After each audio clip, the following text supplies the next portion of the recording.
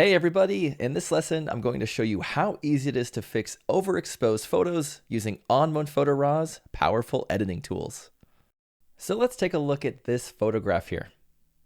Now, when it comes to determining if you've captured an overexposed image, it may be pretty obvious when you open the image up inside of ON1 Photo RAW, but sometimes you may need to just check on your highlights to see if they're blown out or not.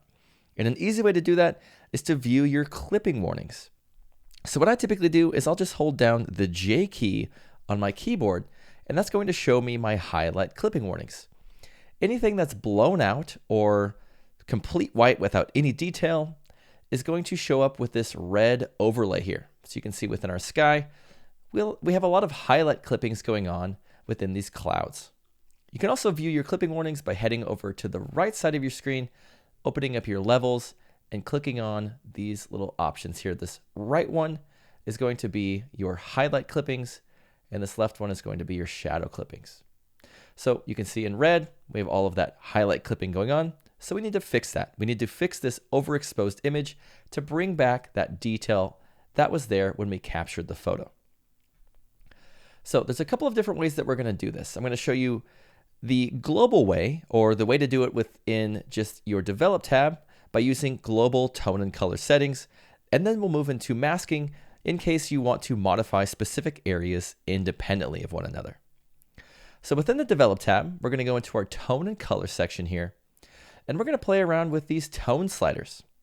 The first slider being exposure. So with overexposure, we probably want to darken the image. So let's lower the exposure with this exposure slider and bring back some of those bright details within the image. So to do that, I'm going to hold down my J key to view my clipping warnings, and I'm going to pull back on my exposure. You can see by pulling that back, we can bring back a lot of that cloud detail within our sky. Now, with bringing back that detail by darkening the exposure, we're modifying the entirety of the image here, so we're also darkening our foreground. So what we can do to bring back the light within our foreground is we can use a couple of different sliders. We're going to be using our midtones and our shadow slider. The reason that midtones and shadows are great for this is because when we're pulling up on these sliders, it's not going to bring back that bright highlight tone within our image. It's not going to blow this area out within the scene. It's going to just modify those middle grays, those midtones, and then our dark shadow tones. So I'm going to hold down the J key on my keyboard again, just in case we get any of that clipping going back on in the scene. But watch as I pull up on my midtones. Even by pulling up on my midtones all of the way, we're still not bringing back the highlight clippings within our sky. Now we probably don't need them this bright, so I'm just going to pull them up maybe to around 40 or so. From there, let's pull up on our shadows. That's going to bring back this darker detail within the scene so that we can see these darker shadowy areas within our foreground. Just like that. Now let's also go in, and whenever you're modifying your midtones or shadows, especially when you're brightening them up, I would highly recommend just adding in a little bit of contrast. This is going to ensure that the image doesn't look too flat. So let's hold down the J key again just to ensure that we're not making anything too dark or too bright, and we'll just pull up on our contrast a little bit. Just like that.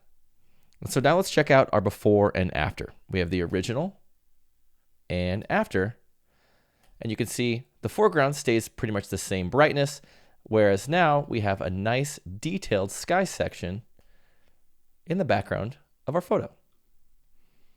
So we have the original and then after, and that's by using those global tone and color settings within the Develop tab there. But if you're looking to dive deeper into an edit, you may want to use masking to modify specific regions of your scene. So let's just reset all of the settings here. And one last thing before we jump into masking that I just want to show real quick is using the camera profile menu here. So you can see that our foreground is quite bright still. We can see all of these darker details, but if you're wanting things to be a little bit brighter and a little bit airier within your foreground, especially when you've modified the exposure and you've darkened things, go into your camera profile and go down to ON1 Neutral. ON1 Neutral is going to open up these darker areas within your image so that you can see these foreground sections a bit better. Now keep in mind, it may brighten up the sky area a little bit as well if you have those darker tones, but with just ON1 Neutral and ON1 Standard, you can see we're just bringing back a lot more of that darker detail within our foreground there.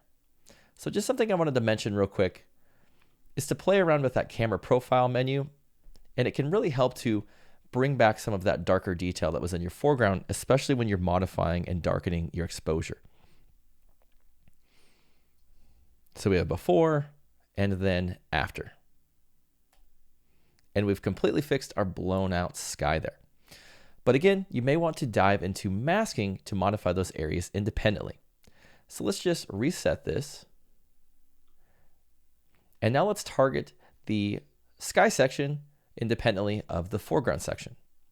To do that, I'm going to use my Super Select AI tool. I'm just going to head over here into the left side of my screen. I'm going to grab Super. I can also grab it by just hitting K on my keyboard, but I'm going to click on the little tool, icon for now.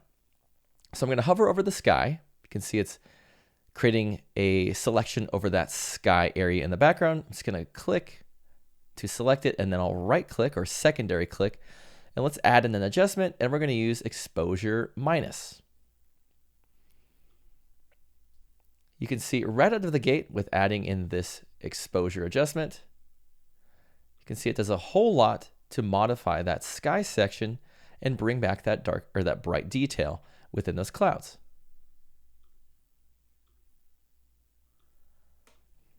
Now with adjustments, you can always modify the tone section or the color section of the sky if needed. So if we want a little bit more contrast, maybe you want to darken a little bit more.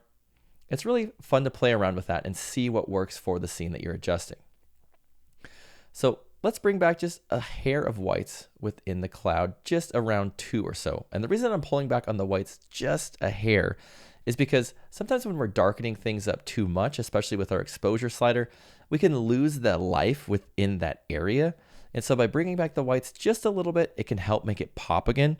Now, if you're pulling back on the white slider, highly recommend viewing your clipping warnings so that you don't pull up on it too much and blow that area out. So one thing I wanted to mention is that when it comes to modifying your sky independently of your foreground, you may get these little areas where you have some haloing going on within the separation of those two sections. So an easy way to fix that or combat that is to go into the masking options for that adjustment. And what I typically do is I'll just go into feathering, which I can find just within the global settings of my masking tab. And I'm just going to feather that. You can see by feathering it, it's blending that adjustment into the foreground. Now, you can see that by feathering that, we're actually bringing that adjustment in and we're darkening the tops of those cliffs there. So what you need to do is go into the blending tab for your masking properties. And we're going to pull up on the shadows slider of our protect section here. What that's going to do is it's going to protect those darker tones from this local adjustment.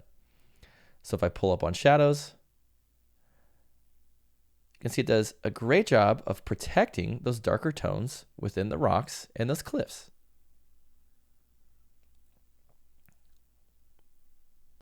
So we'll pull up on that all the way. And if we turn this off and on here, we have a nice local adjustment being applied to the sky there. And we're really bringing back a lot of that detail within those clouds. Now from here, what I'd recommend doing is maybe adding in a quick adjustment into the foreground. To do that, grab your Super Select AI tool again, select the sky, but this time use this erase mode here. Erase is simply going to protect the sky from whatever adjustment or filter you add into the scene next. So I'm going to secondary click here. We'll use an adjustment, and this time we'll use Midtones Plus to bring a little bit more light into the foreground. Now again, because we're boosting our midtones, adding in a little bit of contrast goes a long way. And now we have a nice illuminated foreground and a dark, or not dark, but a darkened sky background so that we can see those details within the clouds. From there, I'm just going to go into the Develop tab, maybe add in some global contrast, just to ensure things don't look flat. And then I'll just warm things up a little bit. And then we'll also add in a little bit of a boost in saturation to bring in some color. So let's check out our original. We have the original.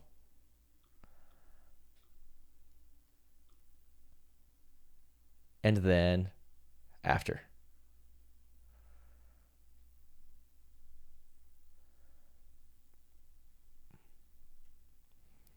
So that's how easy it is to fix overexposed photos using ON1 Photo RAW. Thanks so much for watching. If you enjoyed the video, subscribe to our YouTube channel for more tips and tricks for your next edit.